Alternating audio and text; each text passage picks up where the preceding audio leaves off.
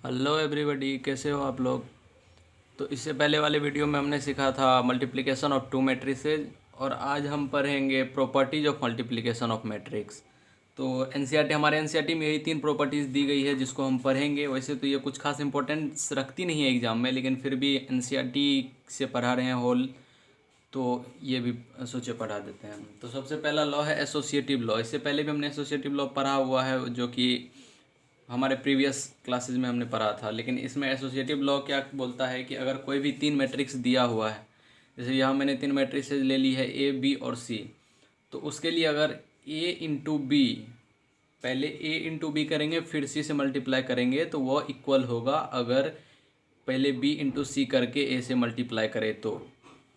ठीक है, क्लियर है। उसके बाद डिस्ट्रीब्यूटिव लॉ। डिस्ट्रीब्यूटिव लॉ में दो प्रॉपर्टीज़ दिया हुआ है हमारे पास।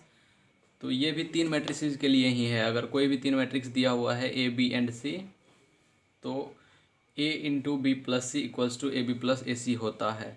और एक प्रॉपर्टी क्या है, A plus B into C equals to A C plus B C होता है। ठीक है। और अगर इसको और ज़्यादा सिंप्लीफाई करके पढ़ने की हमें ज़रूरत है नहीं, बस जान लेते हैं कि क्या होती है और कैसे होती है। उसके बाद अगर किसी को भी कुछ पढ़ना है और भी एक्सप्लेनेशन है तो मैं इसको अलग एक वीडियो बना के समझा दूंगा। अभी बस मैं एक बार बता देता हूँ और फिर आगे बढ़ता जाता हूँ। तीसरा प्रॉपर्टी है एग्जिस्टेंस ऑफ मल्टीप्लिकेटिव आइडेंटिटी। इसका मतलब क्या है, इसमें यह दिया हुआ है कि अगर कोई भी एक स्क्वायर मैट्रिक्स है तो उसके लिए एक आइडेंटिटी मैट्रिक्स भी एग्जिस्ट करेगी और वो भी सेम ऑर्डर की, और वह इस तरह से एग्जिस्ट करेगी कि अगर आइडेंटिटी मैट्रिक्स से उस स्क्वायर मैट्रिक्स को मल्टीप्लाई करेंगे तो वो उसी स्क्वायर मैट्रिक्स के बराबर होगी। ठीक है। और एक बात मैंने पिछले वाले वीडियो में नहीं बताई थी कि कोई भी अगर दो मैट्रिक्स है जिसे हम लोग ए क्रॉस बी करते थे, तो ये ज़रूरी नहीं है कि ए क्रॉस बी जो है बी क्रॉस ए के बराबर ही हो। जैसे इससे पहले वाले कोई भी नंबर्स के हम एग्जांपल में देखते थे, तो ये कैसे मैं बोल सकता हूँ, देखिए जैसे मैं एक एग्जांपल लेके बताता हूँ। जैसे मैंने इससे पहले मल्टीप्लिकेशन की थी तो कोई दो मैट्रिक्स ली थी। एक मैट्रिक्स थी ए, वो थी ऑर्डर 2/2 की, और एक मैट्रिक्स थी बी, वो थी ऑर्डर 2/1 की। ठीक है। तो ए क्रॉस बी हम यहाँ कर सकते हैं क्योंकि यहाँ पहले वाले में जितने नंबर ऑफ कॉलम्स है यहाँ दूसरे वाले में उतने नंबर ऑफ रोज है। तो ए क्रॉस बी हमारी हो रही थी 2x1। ठीक है। लेकिन यहाँ हम बी क्रॉस ए नहीं कर सकते हैं क्योंकि बी में नंबर ऑफ कॉलम्स 1 ही है और ए में नंबर ऑफ रोज 2 है जो कि बराबर नहीं है, इसलिए ये दोनों मल्टीप्लाई ही नहीं होंगे। तो इक्वल होने की बात बहुत दूर है। ठीक है, समझ में आई होगी। तो pause the video to note it down, तब तक मैं भी आगे का टॉपिक आपके लिए तैयार करता हूँ। तो अब हम देखते हैं, दो तीन टर्म्स हैं और हम लोग को पढ़ने के लिए एनसीईआरटी में। सबसे पहला टर्म है कि ट्रांसपोज क्या होता है कोई भी मैट्रिक्स का। तो इससे पहले भी मैंने किसी लेक्चर में बताया था कि ट्रांसपोज क्या होता है, और इसमें मैं बताने जा रहा हूँ क्योंकि टॉपिक आ गया है। तो ट्रांसपोज क्या होता है, जैसे कोई भी एक मैट्रिक्स हम लेते हैं ए, तो ट्रांसपोज का मतलब क्या होता है, अगर किसी मैट्रिक्स के रो को हम इंटरचेंज करके कॉलम में बदल देते हैं और लिख देते हैं तो वही उसका ट्रांसपोज होता है। जैसे अगर हमको ए का ट्रांसपोज निकालना है, ट्रांसपोज का साइन ये होता है ए डैश, ऐसे लिख सकते हैं, या फिर ए टी यहाँ भी लिख सकते हैं, ए ट्रांसपोज ये हो गया। तो इसको हमको लिखना कैसे, जैसे रो है तो रो में दो एलिमेंट आ जाते हैं, ये इसको हमको कॉलम में बदलना है तो इसको ऊपर नीचे लिख दिए। फिर उसके बाद दूसरी वाली रो है उसको दूसरे कॉलम के फॉर्म में लिख देंगे, 5 4 हो गई।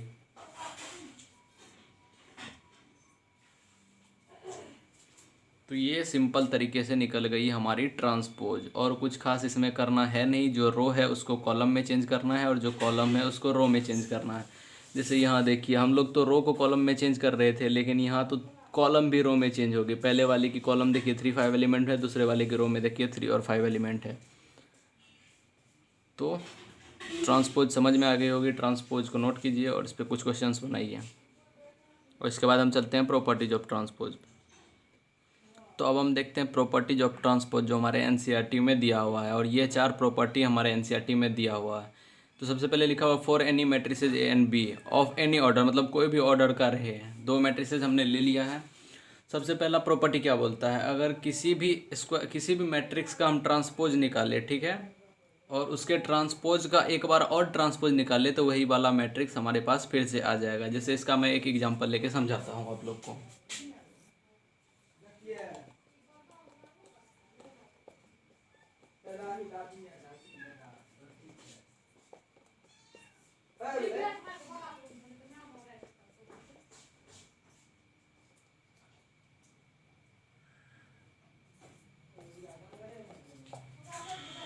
जैसे यहाँ मैंने एक एग्जांपल लिया, ए मैट्रिक्स लिया है जिसके 2x2 ऑर्डर का मैट्रिक्स है, उसका ट्रांसपोज मैंने निकाला, फिर उसके ट्रांसपोज का ट्रांसपोज निकाला तो हमारे पास पहले वाला मैट्रिक्स ही आ गया। तो ठीक है, पहला वाला प्रॉपर्टी क्लियर।